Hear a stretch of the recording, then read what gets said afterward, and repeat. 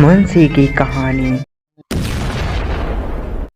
सोबनपुर गांव में एक धनीराम नाम का एक जमींदार रहा करता था। वह बहुत ज़्यादा अमीर था, जिस कारण वह लोगों को मार पीट कर उनके घर छुड़ा लिया करता था और अपना कब्जा कर लिया करता था। वह गांव के मुखिया से भी मिला हुआ था। गांव के मुखिया और लोगों से मिलकर वह दूसरों के घर को छीन लेता था। तभी एक दिन धनीराम एक सुखिया चाचा का घर छीनने के लिए जाता है। अरे ओ चाचा। जी धनीराम जी, बोलिए, इस गरीब के घर कैसे आना हुआ? अरे अरे, मैं तुम जैसे गरीबों के घर तो लात भी ना मारूं। बस मैं ये बताने आया हूँ, कल 25 तारीख है और कल इस घर को खाली कर देना, नहीं तो तेरे को लात मार के बाहर निकाल दूंगा। तेरे को तो पता ही होगा। अरे अरे, पर मैं अपने घर से क्यों निकलूं? ये घर मेरा है। अरे अरे, तुझे पता नहीं है, ये घर सरकार ने बनाया था और सरकार हमारी है, इसलिए इस घर पर की भी कब्जा हमारा हुआ। अरे अरे, पर ये सरकार ने तो घर सभी लोगों को दिए थे और ये घर उन्होंने दिए थे लेने के लिए, थोड़ी ना घर बनवाए थे। और मैं इस घर को क्यों खाली करूं? मेरे पास तो इस घर के कागज भी हैं। हाँ? अरे अरे, तुम मुझे मूर्ख बना रहे हो क्या? वैसे भी मेरे घर के कागज भी हैं और ये सरकार ने बनाए थे। मैं इस घर को क्यों खाली करूं? अरे अरे, लगता है तेरे को समझ में नहीं आएगा। जब तेरे 2 लाठी पड़ेंगी तभी तुझे असर आएगा। तभी सुखिया चाचा दौड़कर अपने घर के कागज लाते हैं। तभी वह सेठ को कागज दिखाते हैं। ये देखिए जमींदार जी, ये मेरे घर के कागज हैं, फिर आप मुझसे घर के कैसे छीन सकते हैं? अच्छा। तभी सेठ नकली कागज को निकालता है। अच्छा, अब ये कागज कैसे हैं? हाँ, दरअसल सरकार ने मुझे घर बेच दिया है और सरकार ने सारे घर मुझे बेच दिए हैं और ये वकीलत, इससे तेरा घर मेरा हो गया है। पर ये ऐसा कैसे कर सकती है सरकार? अरे वो मुझे नहीं पता है। और सुनो, कोर्ट से आज आदेश भी आया है कि मैं तेरा घर 2 दिन में खाली कर सकता हूँ। इसीलिए मेरी बात सुन, जल्दी से कल खाली कर देना घर, नहीं तो तू गांव का है, इसीलिए तुझे बताने आए हूँ। यदि घर खाली नहीं मिला तो तुझे लात मार कर बाहर निकाल दूंगा। फिर मत कहना कि ऐसा नहीं ऐसा। चल। तभी ऐसा कहकर जमींदार वहाँ से जाने लगता है। दरअसल उस गांव में सिर्फ एक ही इंसान पड़ा हुआ था। वो थी एक बच्ची थी जिसका नाम झुमरी था। झुमरी की शादी भी हो चुकी थी। अरे बेटा, अब ये क्या हुआ? अब सरकार हमसे कैसे घर छीन सकती है? अरे पता नहीं अम्मा, ये सेठ तो हमको यही कागज दिखा रहा था कि उसने घर अपने नाम करवा लिया है। अब हम लोग तो पढ़े लिखे नहीं है, वो झुमरी ही है पढ़ी लिखी, झुमरी के घर जाना पड़ेगा। तभी सुखिया चाचा झुमरी के घर जाने लगते हैं। वह झुमरी को बुला रहे थे, परंतु झुमरी के घर का गेट अभी भी नहीं खुला हुआ था। झुमरी बेटा, ओ झुमरी बेटा। तभी वह घर का गेट उसके झुमरी के पति खोलते हैं। अरे चचा, क्या हुआ है? क्यों आप झुमरी को बुला रहे थे? अरे अरे बेटा, मेरी कुछ मदद करो, झुमरी को बुला दो। वो जमींदार मेरा घर छीन रहा है, अब मैं कैसे करूं? अरे चाचा, मेरी बात समझो। अरे बेटा, एक बार झुमरी को बुला दो ना, उससे वह देखेगी तो पता चल जाएगा। देखो चाचा, मैं नहीं बुला सकता हूँ। दरअसल उस जमींदार के हुए कपटी और सुखिया वो तो हैं ही, वो लोग हाथ धोकर झुमरी के पीछे पड़े हैं और फिर ऊपर से जमींदार भी।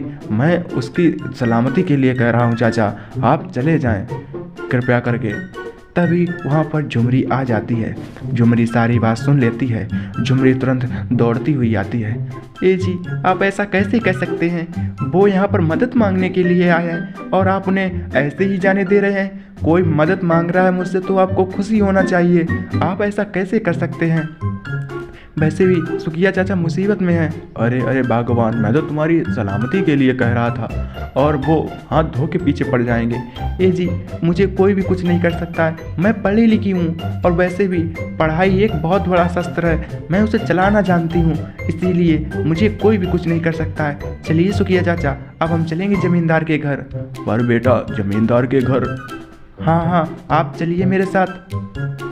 चलो चलो चलिए चाचा जी, हम भी चलते हैं, चलिए।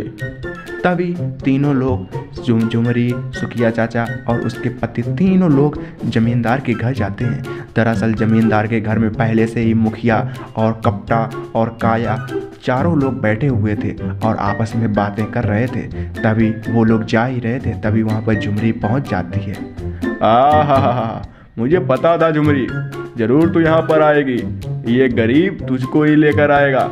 अरे सब मुझे पता था, मैं तेरा काम खत्म कर दूंगा। वैसे भी तू बहुत ज़्यादा उड़ रही है। एक बात बता, तेरे को क्यों इतना मज़ा आता है लोगों की मदद करने में? हाँ, देखो मेरी बात सुनो, पहले ये बातें सब ढीलो, पहले वो कागज़ दिखाओ जो सरकार ने तुम्हारे नाम पर किए हैं। यह सुनकर सेठ की जमींदार की थोड़ी हालत बेकार हुई। देखो मैं सब जानती हूँ, मैं भी पढ़ना जानती हूँ, मुझे एक बार वो कागज़ देखने चाहिए कि वो कागज़ असली हैं कि नकली हैं। तभी सेठ अपनी जेब से वह कागज़ को धीरे धीरे करके निकालता है। वह भी डरा हुआ था। दरअसल झुमरी पढ़ी लिखी औरत थी। तभी वह कागज़ को पढ़ती है। झुमरी ने कुछ सालों पहले ही LLB किया था और वह पास भी थी, इसीलिए वह कागज़ को पढ़ लेती है। ये तुम गरीब लोगों को क्यों सता रहे हो? वैसे भी ये कागज़ नकली है सुखिया चाचा, आप घर बिल्कुल भी खाली मत करना, ये लोग तुमको चूतिया बना रहे हैं। और वैसे भी ये कागज़ एकदम फर्जी है। सरकार कभी भी किसी को घर नहीं बेचती है, सरकार सिर्फ घर को बनाती है और किसी को भी ना ही बेचती है ना ही वो वापस लेती है। ये आप लोगों को चूतिया बना रहे हैं, आप क्यों इनको परेशान करते हैं? हाँ, तभी झुमरी जमींदार को हड़काने लगती है और वह कागज़ को भी छीन लेती है। देख झुमरी, तू मेरे काम में टांग अड़ा रही है। अरे मैं तो पहले ये बोल रहा था, इस झुमरी का काम खत्म कर देते हैं। ए जी, ज़्यादा मत उड़ो, नहीं तो खतरा होगा, बात मानो।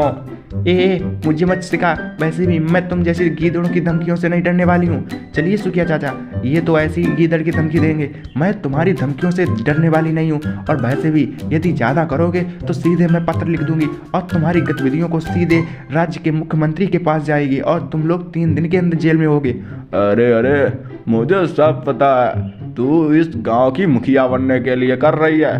हाँ बोलना, तेरा सब ये नाटक मुखिया बनने के लिए है। हाँ, हमको सब पता है। हाँ मैं कर रही हूँ, और वैसे भी मुझे मुखिया बनने का कोई शक नहीं है। यदि गांव के लोग मुझे मुखिया बनाना चाहते हैं तो मैं आसानी से और ज़रूर मुखिया बनूंगी। वैसे भी तुम लोगों की गीदड़ों जैसी कपटियों से तुम लोग गांव का नाम बेकार करे हो। तभी ऐसा कहकर झुमरी वहाँ से चली जाती है। अरे मुखिया जी, कुछ ना कुछ तो करना पड़ेगा, नहीं तो ये झुमरी तो अपना काम तमाम कर देगी और वैसे भी ये सब खतरे का वक्त है। हाँ कुछ तो करना पड़ेगा। यह झुमरी ऐसे कैसे मेरा पद ले जाएगी? मैं तो कुछ करूँगा जरूर।